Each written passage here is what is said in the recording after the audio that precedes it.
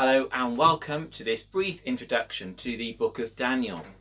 On our Sunday morning services, we're going to be looking at Daniel over the next weeks, and so I thought it'd be good just to spend a few minutes thinking about what the book is all about. You might have come across Daniel before. It's got some great stories in it, stories like Daniel in the lion's den or the fiery furnace. But actually, Daniel is much more than just a book of good stories. It shows us how we should live as God's people in a world that is opposed to God. It shows us that God is still in control. Even when it looks like the world is opposed to him and going against him, actually God still reigns. He's still in control. He still rules. It also points ahead to the kingdom of the Lord Jesus. It shows us that one day God will bring in his kingdom that will conquer all other kingdoms. And it shows a great figure, the Son of Man, who will rule over God's kingdom. A figure that points, of course, to the Lord Jesus. It'd be a great book to look at together this term. I guess often we might feel the world is against us, and we wonder how should we live as God's people in a world like this? Well, Daniel will help us to start to think about that, to think how to live in a distinctively God-centered way in a world that is opposed to him.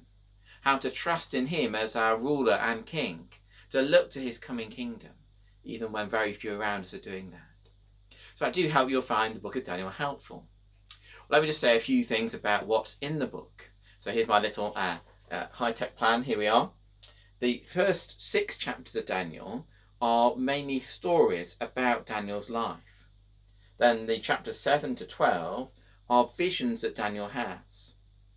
Those visions are mainly towards the end of his life, and they overlap with the previous chapters in terms of their timing. And we're hoping to work through all of those sections over these coming weeks.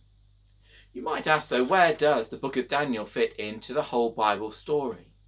Well, I'm going to spend a couple of minutes trying to help us to see that with the help of my timeline behind me. So let's look at that now. We start off in the Bible over here with creation, with the fall and the flood. We then come to characters like Abraham and Isaac and Jacob and Joseph and his brothers, and the time in Egypt. So this is in the book, primarily in the book of Genesis. Then into Exodus, and people leave Egypt. God gives them the law. Later they go into the land, and you get the period of the judges, and then the period of the kings. You get kings like King Saul, and then King David, King Solomon. And this is a great time for the nation of Israel. This is the height of their Old Testament period. Then after Solomon dies, the kingdom splits. A larger portion goes off the northern kingdom, Israel, and they had lots of pretty bad kings and eventually get taken off into exile in 722 BC by the Assyrians. Assyria are the big power at the time. They get taken off to exile, and that's pretty much the end for that nation as a distinct nation. The southern kingdom fares a bit better. They have a mixture of kings. Some are pretty good, some are pretty bad, but they go a bit longer. They survive all the way through the period where Assyria is the big power in the region, up until the time when Babylon starts to become in charge.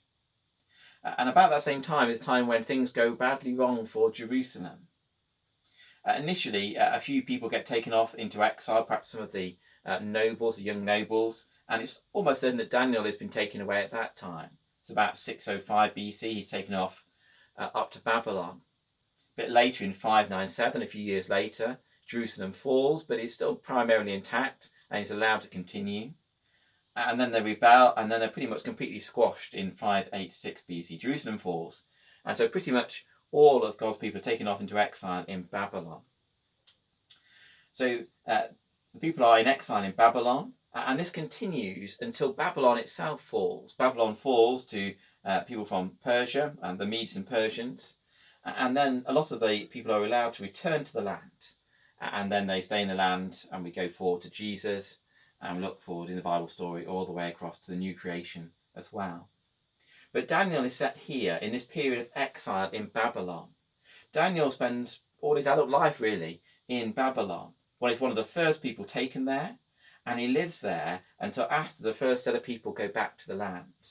So he lives as someone in exile through a crucial bit of history.